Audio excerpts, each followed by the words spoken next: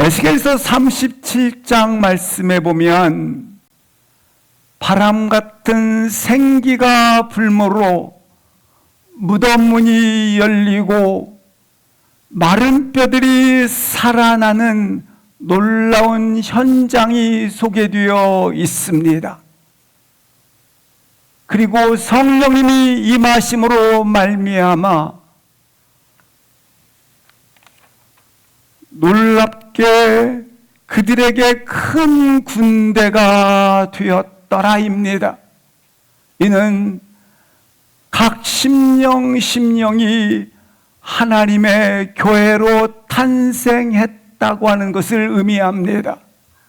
이 하나님의 교회 탄생이 오늘 공식적 선언을 가지는 날, 그것이 바로 오순절 성령 사건이라고 하는 것입니다. 우리는 너무나 분명히 우리와 함께 계시지만 너무나 분명히 그분의 존재를 의식하지 못하고 있을 때가 많다라는 것입니다. 바로 성령님의 역사 말입니다.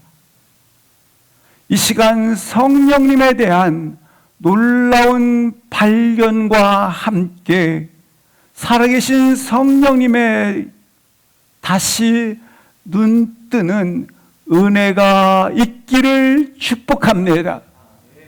오늘 본문은 바로 이 위대하신 성령님의 탄생을 선포해 주고 있는 말씀이 되겠습니다. 새로운 시대의 분기점에 있는 것입니다. 먼저 사도행전 1장 12절부터 14절 말씀에 보시면 예수님께서 승천하시기 직전에 제자들에게 이렇게 명령을 하십니다. 너희는 예루살렘을 떠나지 말고 아버지가 약속하신 성령을 기다리라. 그 명령에 따라 순종하여 그들은 감람산에서 예루살렘으로 돌아왔다고 소개를 해주고 있습니다. 이때 성경은 이 모임 가운데 함께한 사람들의 사도들의 이름이 기록되어져 있습니다. 13절 말씀에 보시면 이렇게 기록된 이름의 나열을 볼 수 있는데 이 이름들이 열거될 때마다 초기 기독교 공동체의 어떠한 질서에 따라서 이름이 기록되어 있는지를 알 수 있다고 하는 것입니다. 예컨대 공관복음에는 베드로, 안드레, 야고보, 요한으로 기록되어져 있는데 오늘 본문에는 베드로, 요한이 그렇게 초대교회 질서 속에 중요 리더 그룹 속에 들어와 있는 것을 볼 수 있다고 하는 것입니다. 이처럼 안드레가 요한 다음에 기록되어 등장을 하고 있는 것입니다.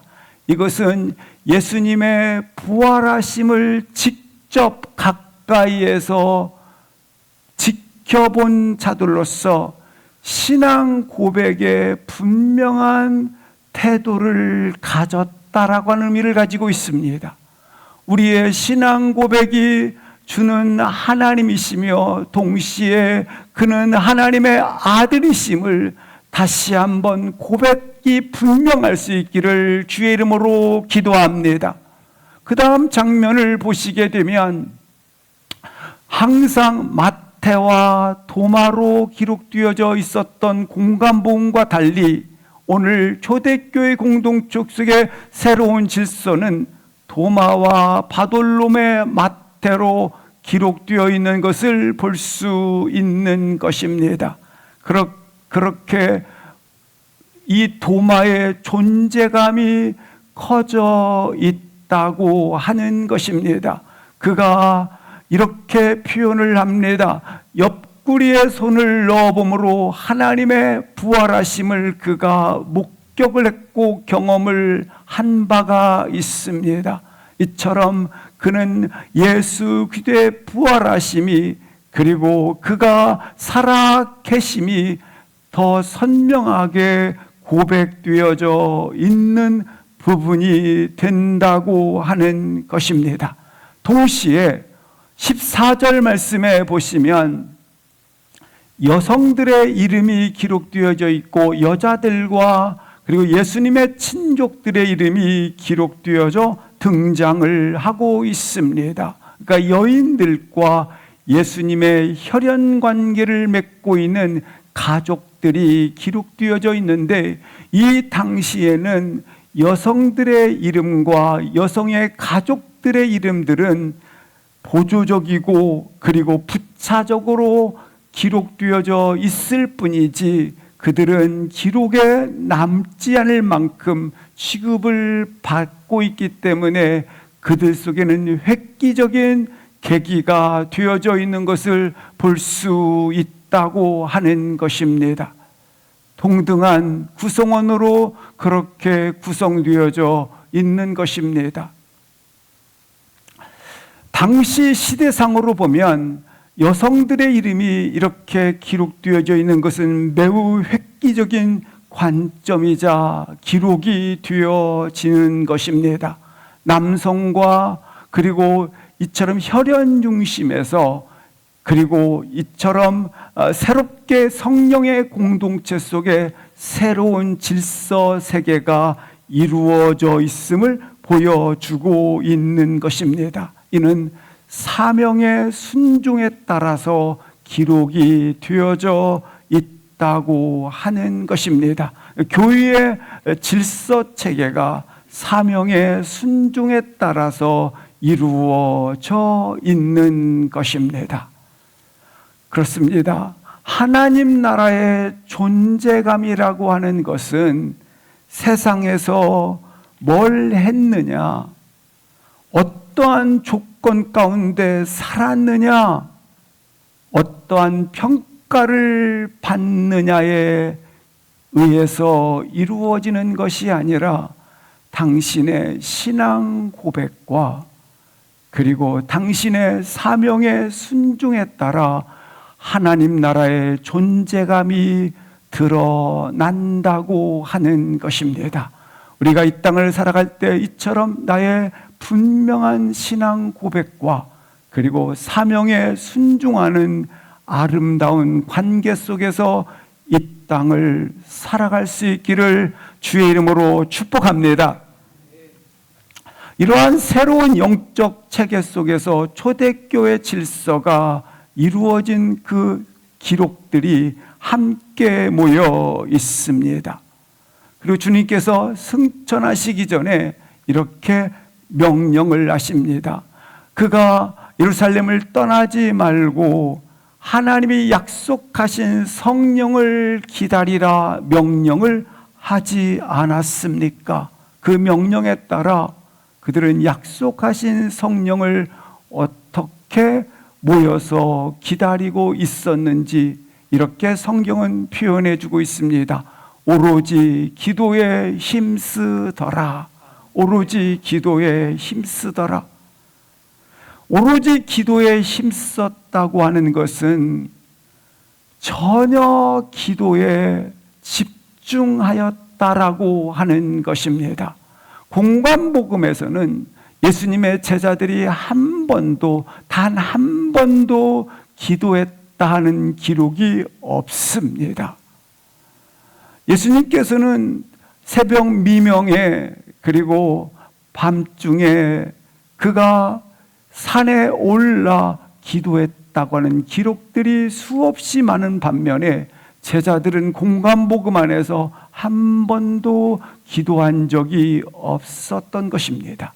사랑하는 성도 여러분, 우리들도 기도합시다라는 표현들을 많이 듣고 말을 하지만 그러나 친히 자기가 새벽 미명에 그리고 밤중에 그리고 그가 홀로 산에 올라 기도할 수 있는 시간들을 가질 수 있기를 바랍니다.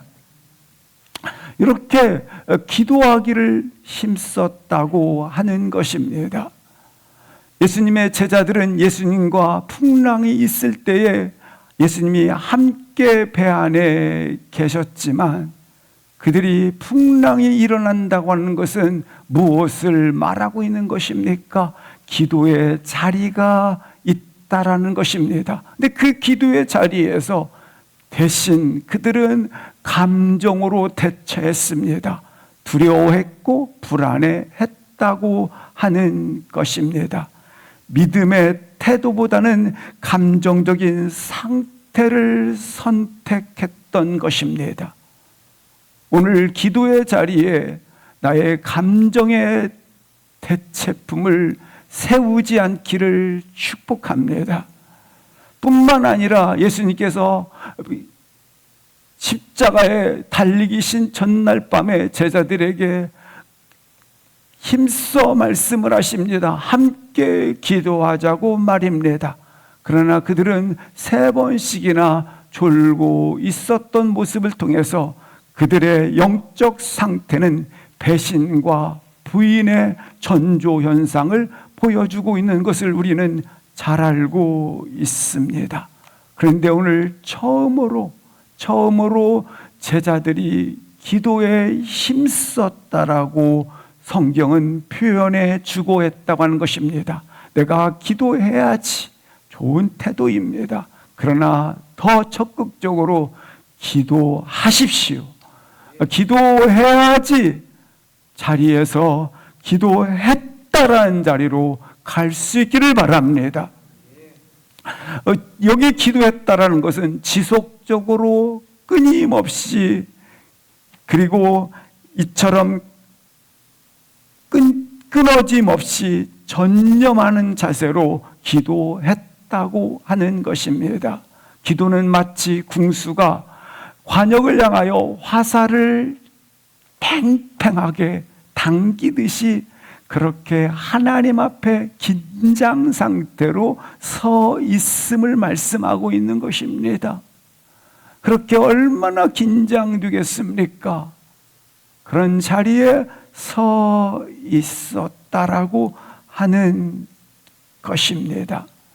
우리가 밤에 모닥불을 피워 이 장작이 깜빡깜빡 꺼져가면 집중해서 한 군데만 시선을 두고 바람을 불러 호호 불러 일으킵니다. 그렇게 끊임없이 계속해서 끈질기게 꺼지는 불씨를 되살리듯이 집요하게 바람을 일으키는 것입니다. 마찬가지입니다. 기도에 힘썼다고 하는 것은 집중된 시선, 그리고 이때를 놓치지 않기 위해서 긴장 속에 유지시키는 행동을 표현하고 있는 것입니다. 사랑하는 성도 여러분, 제자들이 중단 없는 기도, 끈질긴 기도, 그 시간을 가지셨던 것처럼 기도했다가 우리 안에 일어나기를 기도합니다. 그렇습니다. 하나님의 것으로 채울 수 있는 그들의 준비된 상태가 된 것입니다. 그들은 순종했을 뿐만 아니라 그리고 오로지 기도에 힘쓰임을 통해서 하나님의 뜻이 자신 안에 채워지는 준비된 상태가 되었다고 하는 것입니다. 사랑하는 성도 여러분, 부활을 본 것만으로는 거룩한 존재가 되지 않습니다. 예수 사랑을 경험한 것으로만 변화되지 않습니다. 용서를 받았다라는 것만으로는 능력이 생기지 않습니다. 반드시 성령님이 임하여야 되기 때문에 기도에 힘쓰셔야 합니다. 왜냐하면 여전히 제자들은 사랑을 받았고 부활을 목격했고 용서를 받았지만 여전히 제자들 안에는 인간의 연약함과 공허감이 그대로 존재하고 있기 때문에 그렇습니다. 따라서 이러한 그들에게 요구되는 것은 결단과 행동이 아닙니다. 전심으로 기도했다입니다.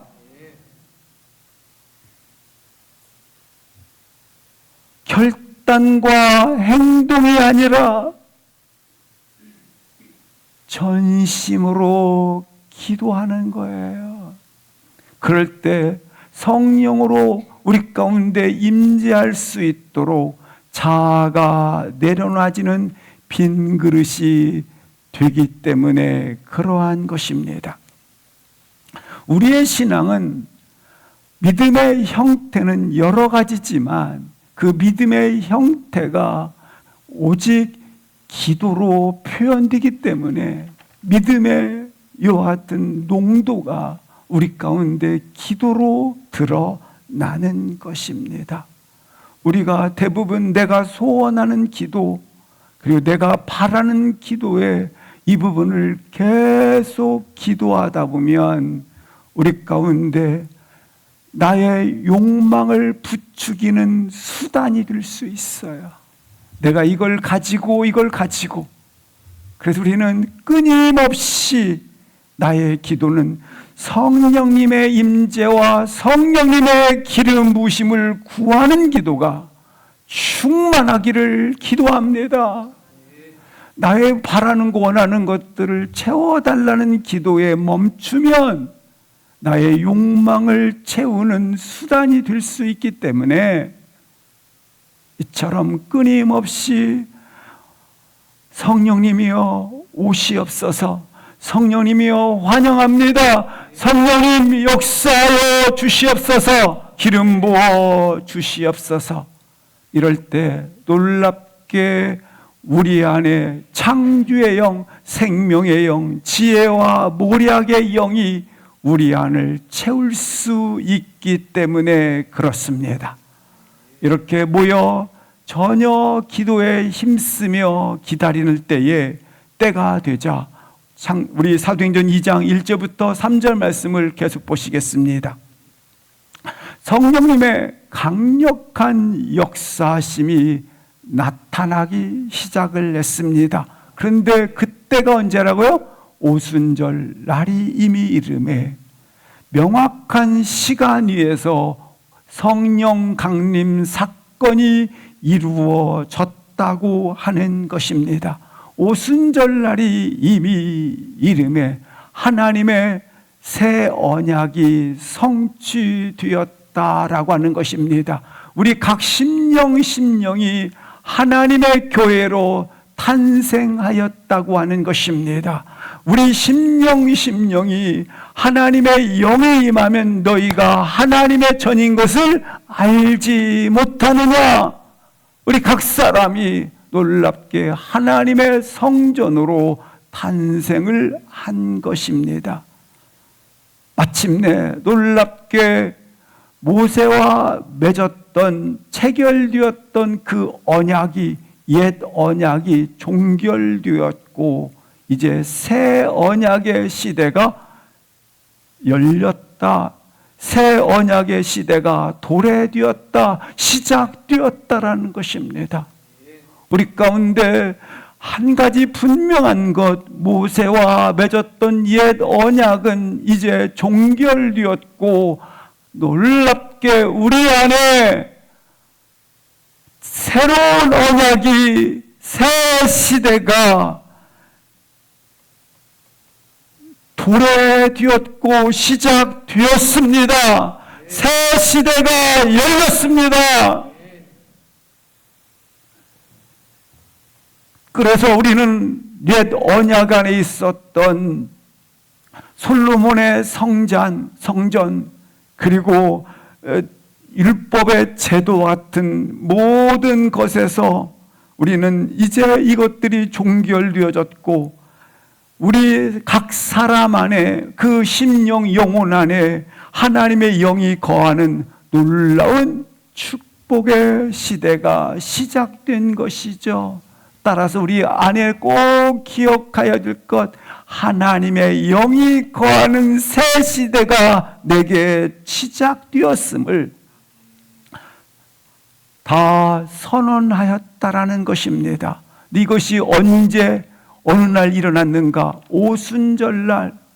따라서 새 시대는 무엇과 연결되어져 가지는가? 바로 오순절날과 연결되어 가진다고 하는 것입니다. 이 오순절은 크게 두 가지 의미를 가지고 있습니다. 농업적 상황 아래서 이 오순절은 보리 수확 후 첫 열매를 영혼 추수가 되는 것이죠. 그것을 하나님께 드리는 절기가 되겠습니다. 첫 수확물을 하나님께 다 드리는 것이죠. 두 번째는 역사적으로 보면 출애굽기 19장에 모세가 출애굽한 지 3개월이 지난 후에 시내산에서 하나님과 맺은 언약이 되겠습니다. 하나님께서는 모세를 통해서 두 돌판에 율법 10계명을 허락하여 주셨습니다. 이것은 공식적인 언약 백성의 선언이 되겠습니다. 나는 너의 하나님이 될 것이며 너는 나의 백성이 되릴 것이라는 이스라엘 언약 공동체의 출범식이 되어지는 것이죠. 이런 일이 율법에 새긴 후에 50일이 지나서 있는 날이 오순절이 되어진다고 하는 것입니다. 놀랍게 이 오순절에 시내산에 모세가 받았던 그 율법의 언약은 우리 가운데 율법을 지킴으로 말미암아 온전히 구원의 자리에 이를 수 있는데, 오고 가는 세대 가운데 이 율법을 지킬 만한 자는 한 사람도 없습니다. 그래서 이 율법은 결국 인간 속에 가지고 있는 그 고질적인 연약함, 그리고 인간이 그대로 살지 못하고 있는 인간 안에 가지고 있는 죄의 본성, 그리고 그 지독한 죄의 관성들이 그대로 율법 아래서 드러나게 되어지고, 또 이것을 깨버릴 수 있는 능력이 어떤 인간도 한 사람도 없었다고 하고 있는 것입니다. 당신 안에 가지고 있는 인간의 그와 같은 연약함들, 그리고 그렇게 인간 안에 있는 죄의 본성들, 그 지독한 죄의 관성들을 아무도 깰 수 있고 지킬 수 있는 사람이 없다라는 것을 이 율법을 통해서 드러나게 해주고 보여주었다고 하는 것입니다. 단지 이 율법은 나로 하여금 모든 사람들이 사망에 이르렀던 것, 모든 사람이 실패자요 정죄에 이르게 되었다고 하는 것만 가르쳐 주게 되었다고 하는 것입니다. 그런데 또 하나, 주님께서 이 오순절에 두 돌판에 10계명을 깨버리지 않습니까? 모세가 내려왔을 때 또 하나 주님께서 돌판을 준비하라고 말씀을 하십니다. 내가 친히 그 돌판 위에 새길 것이다. 모세는 하나님께서 여호와의 사자를 보내서 모세에게 너에게 다 주겠다. 성공도 주고 건강도 주고 형통도 주고 다 승리도 주겠다. 소유도 주고 만족도 주고 다 주겠다. 하지만 나는 너와 함께 가지 않겠다라는 부재 선언을 하게 됩니다. 그때 모세가 이 말을 듣고 하나님이여, 하나님이 가지 아니하신다면 이 모든 것을 다 준다 할지라도 내가 비록 사막에 가고 황량한 벌판에 가고 내가 어디를 간다 할지라도 하나님과 함께 가시면 나는 그곳에 함께 가기를 원합니다 라는 그에게 하나님 앞에 마음을 드리게 됩니다. 그 마음 안에 우리 하나님께서 내가 반드시 다시 언약을 세울 것이라고 그렇게 약속을 해주셨는데, 놀랍게 그 오순절의 그 약속이 하나님께서 그 영의 그 신비의 몸에, 우리의 마음 안에, 우리 영혼 안에 하나님이 들어와 사시게 되었다고 하는 선언이 오순절에 이루어졌다고 하는 것입니다. 강영혼의 불처럼 임하셔서 영혼 깊은 곳에 하나님이 머무시겠다라는 것입니다. 나의 영혼 깊은 곳에, 나의 마음 심령 그곳에 하나님이 머무시겠다라는 거예요. 성령의 세숨으로 말입니다. 그래서 예수 그리스도 안에 있는 자들은 죄와 사망의 법으로부터 못 되었느니라, 해방되었느니라. 따라서 새로운 법, 예수 그리스도로 들어온 이 복음의 은혜로 말미암아 우리는 사망과 죄의 법에서 해방된 자가 된 것입니다. 이 새 언약이 공식적으로 선언된 날이 언제라고요? 오순절 날이라는 거예요. 새 시대의 활로가 열렸고, 이 새 시대가 열린 이 날을, 나는 성령이 오시는 이 날을 환호하고 기뻐하고 갈망하고 목마르도록 갈망하는 이와 같은 심령이 되기를 주의 이름으로 기도합니다. 성령이여 오시옵소서. 성령이여 임하여 주시옵소서. 바람 같은 성령의 영이 이곳에 임하여 주옵소서. 이렇게 갈망하게 되는 것이죠. 성령이 임할 때에 독특한 두 가지 현상이 있습니다. 사도행전 2장 2절 말씀을 보시면 이렇게 말씀하고 있습니다. 호련히 하늘로부터 급하고 강한 말 같은 소리가 있었다고 기록하고 있습니다.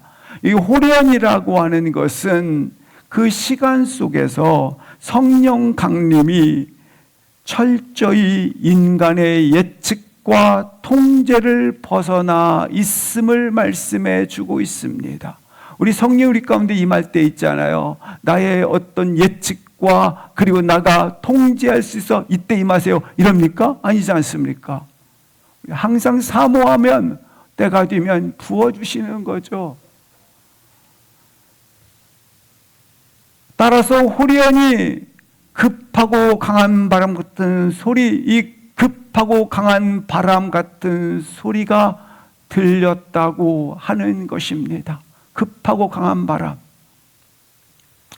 이 급하고 강한 바람은 구약 성경에 이렇게 두 번 언급되어 있습니다. 창세기 2장 7절에 어떤 급하고 강한 바람인가 기록되어 있는데, 생기를 극호에 불어 넣으시니 사람이 생명이 된지라. 생명이 되었다고 하는 것은 바람이 불어 넣어짐으로 말미암아 생명이 되었으니까 창조된 것이 아니겠습니까? 따라서 여기 그 바람은 생기로 기록되어져 있는데, 그 생기는 뭐다? 창조의 영으로 기록되어져 있습니다. 생명이 되니라. 이처럼 생기는 바람은 생기로 표현되어져 있는데, 이 생기는 창조의 영을 표현하고 있는 것입니다. 창조의 생기가 분 것이에요. 창세기 37장 9절에 보면 이 바람은 무엇으로 표현되어 있느냐면, 이렇게 창세기 에스겔서 37장 9절에 보시면 이렇게 기록되어 있습니다. 생기가 불어서 살아나게 하리라 라고 기록되어져 있습니다. 죽은 자들은 생명이 없어 말라 비틀어졌지 않습니까? 그런데 놀랍게 비틀어져 있는 그 죽어 있는 존재에게 뭐가 되리라?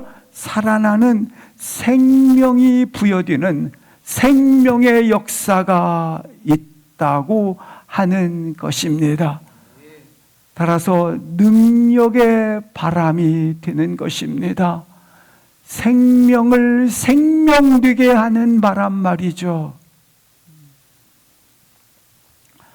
또한 두 번째 독특한 현상이 사도행전 2장 3절에 이렇게 기록되어져 있습니다. 마치 불의 혀처럼 갈라지는 것, 마치 불의 혀처럼 말입니다. 각 사람 위에 임하여 있더니, 이 불의 독특한 두 번째 특징은요, 불의 혀처럼 갈라지는 거예요. 이 혀처럼 보인다고 하는 것은, 혀라고 하는 것은 말하는 발화의 주체가 누구라는 거예요. 발화의 도구가 혀지 않습니까? 근데 이 주체는 누구예요? 성령님이 그렇게 하신다는 거지 않습니까? 따라서 성령님은 누군가 말씀하시는 영이라는 거예요. 말씀 선포 주체로서 역사하신다라고 하는 것입니다. 근데 이 불의 특징은 놀랍게도 그 사람을 태우지 않습니다. 뭘 떠올리게 됩니까? 모세가 시내산에 그가 불꽃 가운데 가시떨기가 불에 붙었으나 타지 않는 것을 동일하게 보지 않습니까? 이는 모세의 부르심과 모세의 사명 주심을 말씀하고 있는 것입니다. 그렇습니다. 우리 가운데 이 성령님은 어떤 역사를 하는가? 나에게 사명을 불러일으키고, 그리고 내가 누군지에 대한 정체성을 확인시켜 주시는 분이라고 하는 것입니다. 이사야 6장 7절 말씀에 보면, 제단에서 불이 붙어 성전 안에 자기만 의로운 줄 알았던 이사야 선지자가 제단에 나타난 여호와의 영을 보고 이렇게 말을 합니다. 그 제단에 붙어 있는 그 숯불에, 그 입술에, 숯불을 내 입술에 대니 이 성령님은 동시에 내 악을 제하고 내 죄가 사라졌느니라. 이렇게 거룩하게 하는 정결의 불이라고 하는 것입니다. 인간의 육체는 태우지 않았으나 죄를 정결케 하고 그렇게 성결케 하는 그와 같은 역사를 가졌다라고 하는 이와 같은 독특한 두 가지 현상이 나타나게 되는 것입니다. 성령의 역사를 통해서 이런 현상들이 나타나게 되는 것입니다. 우리가 성령님의 역사를 통해서 우리의 육과 영과 혼이 우리의 물리적 힘으로 통제되지 않고 때로는 쓰러지기도 하고, 또는 은혜의 강물이 터져 나오기도 하고, 기쁨의 강물이 터져 나오기도 하고, 샘솟는 기쁨들이 흘러 넘치기도 하고, 또한 병들이 치유되어지기도 하고, 그리고 여러 가지 역사들이, 다양하게 현상들이 나타나게 됩니다. 이러한 영적인 능력을 경험하는 것은 참으로 아름다운 일이고, 그리고 소중한 체험이지만, 사랑하는 성도 여러분, 이 현상에 너무 집중하지 마십시오. 그리고 그 현상에 집중하는 말들을 들을 때 너무나 그것들을 마음에 두지 마십시오. 왜냐하면 그 현상들이 본질을 놓치게 할 수 있기 때문에, 그 현상들이 오히려 본질에 시선을 두는데 장애물이 될 수 있기 때문에 말입니다. 오늘 성령 강림절을 통해서 성경은 무엇을 당신에게 집중시키는가? 본질에 집중시키는 것입니다.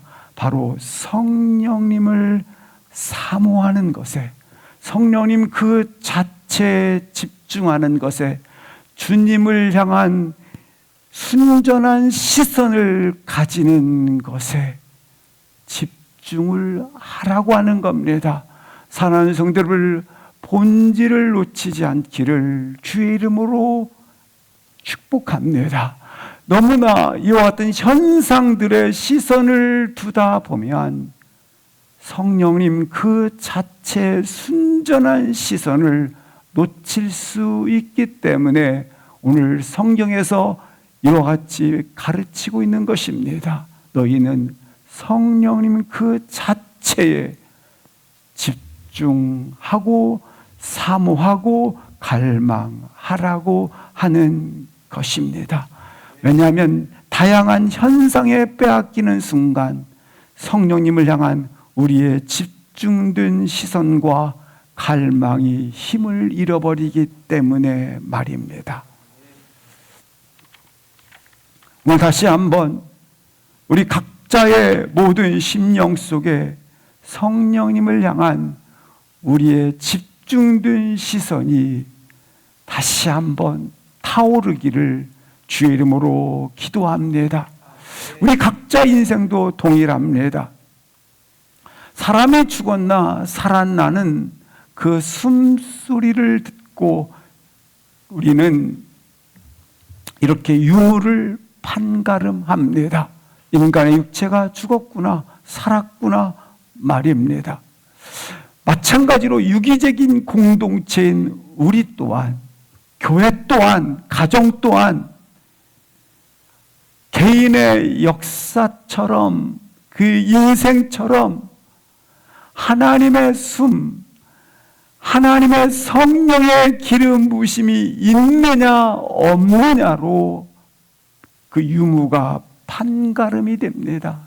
성령님이 임재하심으로 말미암아 살아있는 생명, 살리는 생명, 그러나 이 성령님이 없게 되면 결국 마른 뼈와 같은 죽은 시체가 된다고 하는 것입니다. 마찬가지로 성령의 기름 부으심이 없는 교회는 결국 어떻게 됩니까? 조직, 제도, 죽음만, 건물만 남아 있을 뿐이라고 하는 것입니다. 왜냐하면 성령님의 임재를 통해서 교회가 존재하고 내가 존재하고 가정이 존재하기 때문에 그러하다고 하는 것입니다.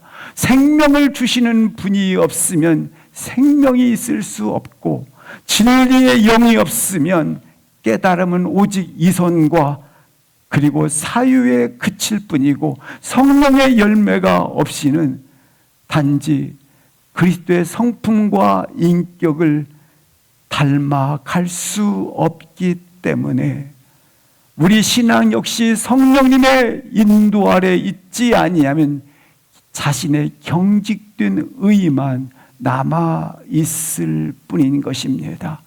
따라서 사랑하는 성도 여러분, 잘 살고 계십니까? 정말로 사시고 계십니까? 잘 살기를 원하신다면 성령님이 내 안에 여전히 충만히 살아있느냐를 볼 수 있기를 바랍니다. 성령님의 임재가 내 안에 충만히 있다면 잘 살고 있는 겁니다. 최선의 삶을 살고 있는 것입니다.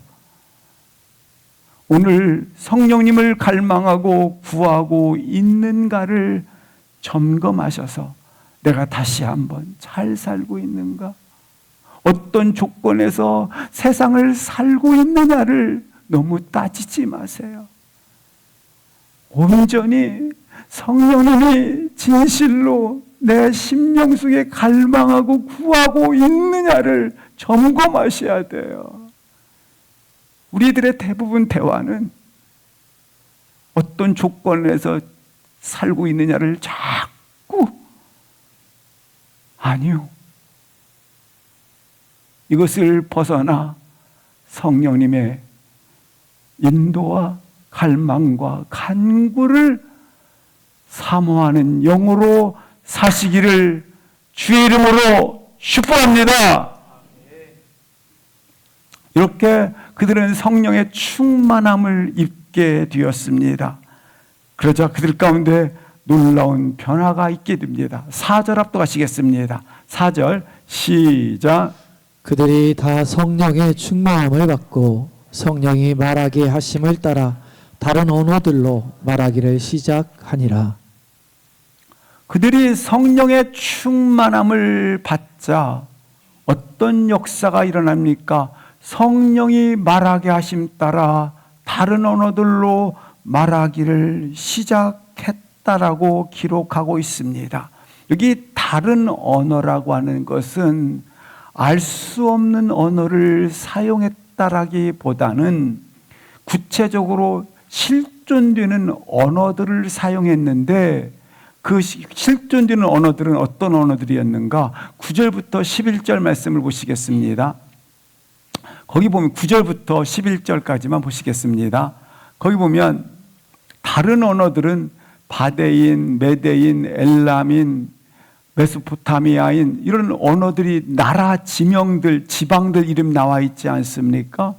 그러니까 오순절 성령 강림 후에 그들이 다른 언어들을 말하기를 시작했는데 그 다른 언어들은 이처럼 어떤 언어들입니까? 지리적으로 구분되는 실제로 존재하는 외국어들을 그대로 쓰기를 시작하였다고 하는 것입니다.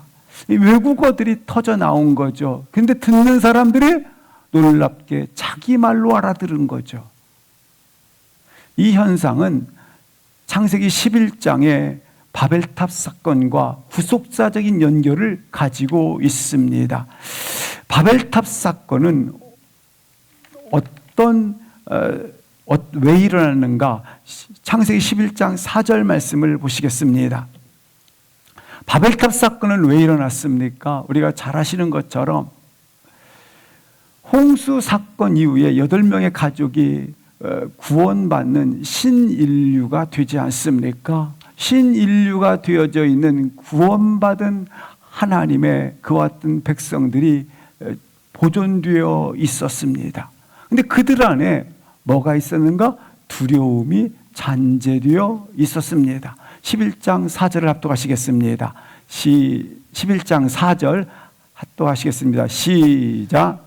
또 말하되 자 성읍과 탑을 건설하여 그 탑 꼭대기를 하늘에 닿게 하여 우리 이름을 내고 온 지면에 흩어짐을 면하자 하였더니 그들은 어떤 두려움을 가지고 있었느냐면 흩어짐이 있을까 대한 두려움을 가지고 있었어요.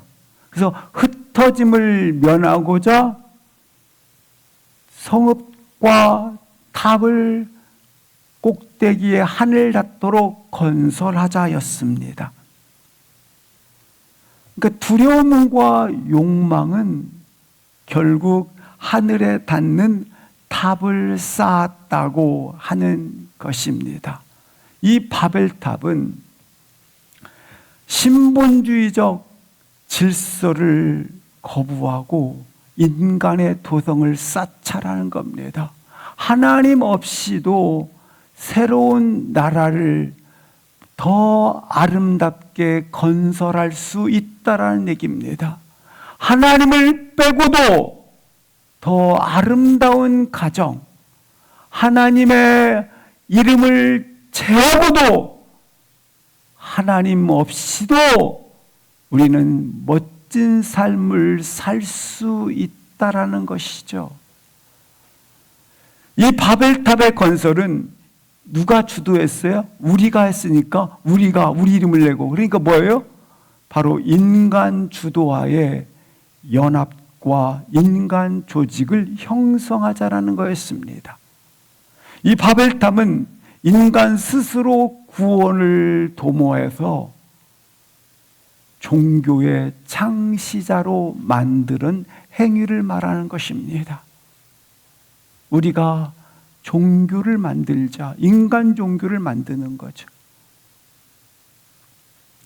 그런데 공통점이 있어요. 하나님을 뺀, 하나님 없이 인간의 질서와 문명을 만들어서 새로운 사회를 건설해 가자라는 겁니다. 근데 하나님께서 어떻게 합니까? 11장 9절 합독하시겠습니다. 시작.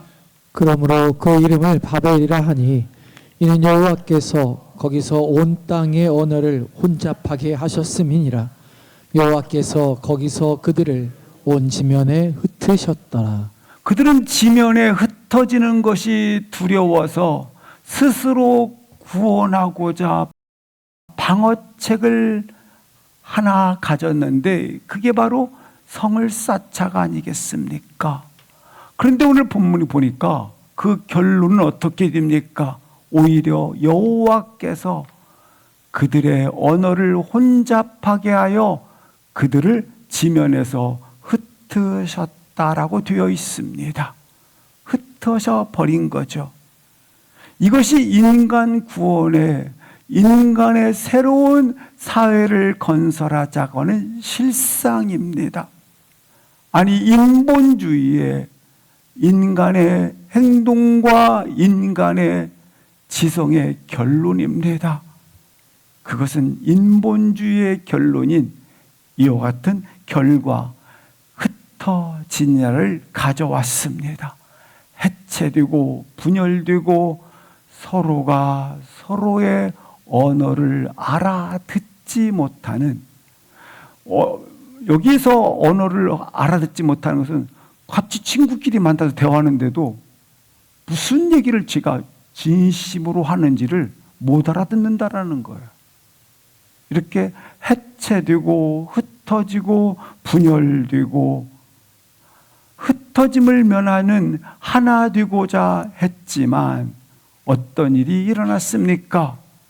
상호 이해가 불가능한 그와 같은 소통을 더 이상 할 수 없는 상태에 이르게 되었다. 완전히 분열되게 되었다라고 하는 것입니다.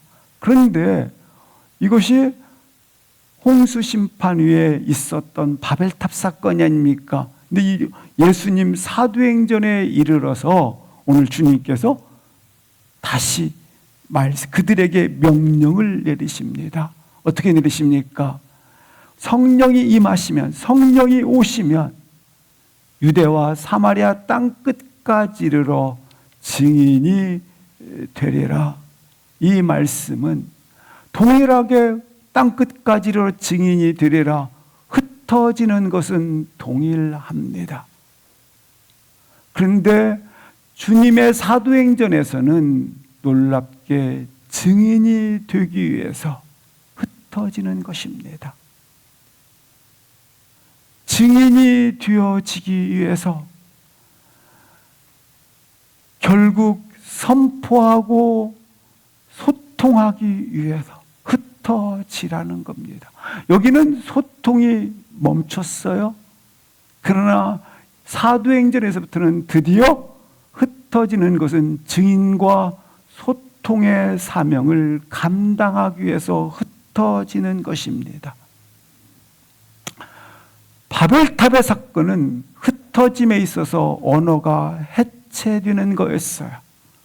그러나 성령이 오심에서 흩어짐은 이처럼 회복과 놀라운 소통이 일어나는 그와 같은 마음과 마음이 서로 통하는 시대가 열렸다고 하는 것입니다. 성령이 임하셨을 때 그들의 언어는 분명히 이렇게 흩어졌지만 오히려 그들 안에 진정한 소통이 일어나고 이해가 회복되었다고 하는 것입니다. 놀랍게 성령이 오신 이후에는 저 사람이 말을 해요. 근데 듣는 사람들이 내 말로 알아들어요. 각자의 말로 알아들어요. 근데 성령이 오시기 전에는 내가 말을 해요. 제 말은 무슨 말이야? 소통이 안 되는 거예요. 성령의 주도하에 일어나는 소통이 우리 안에 동일하게 부흥되어지기를 주의 이름으로 기도합니다. 이게 바로 성령의 반전인 것이죠. 사랑하는 성도 여러분, 여러분의 인생에서 할 수 있는 최선의 일은 한 가지 분명하게 최선의 일을 말씀을 드립니다. 성령을 사모하십시오. 성령을 구하세요. 그리고 성령의 지배 아래 사세요. 이보다 더 좋은 삶은 없습니다. 이보다 더 위대한 인생은 없습니다.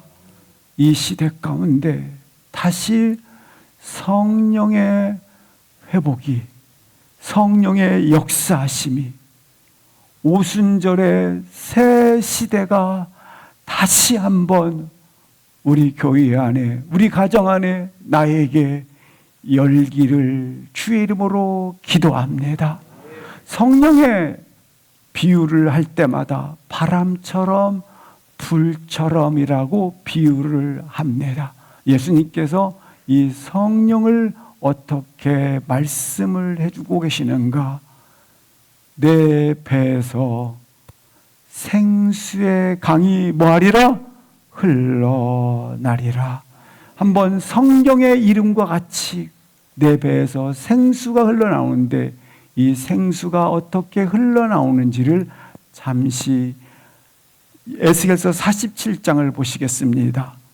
1절 성령의 생수는 어떻게 흘러나오는지, 성문에서 흘러나왔던 이 생수의 강물은 마침내 5절 보시겠습니다. 사람들이 능히 건너지 못할 강이 되었습니다. 강물이 흘러 어디로 흘러 들어갑니까? 8절 말씀을 보시겠습니다. 강물이 흘러 어디로 흘러 들어가느냐? 바다에 흘러 들어가 그 바다가 살아나리라. 12절 말씀을 보시겠습니다. 그 생명수 강물이 흘러나와 열매를 먹을 만한 약재가 되어서 어떤 것을 공급하느냐? 열매를 끊임없이, 새 열매를 끊임없이, 치유의 강물을 끊임없이, 생명을 끊임없이 공급하며 흘러가는 것입니다. 우리 인생이 바로 성령이 우리 인생 속에 거주하는, 내주하는 머물므로 말미암아 끊임없이 이것을 이렇게 치유를 살리는 생명을 공급해 주시는 것입니다. 따라서 사랑하는 성도 여러분, 이렇게 공급해 주시는 성령의 생명수 강물을 사모하시고 갈망하시고 그렇게 끊임없이 목말라하며 갈망할 수 있기를 주의 이름으로 축원합니다.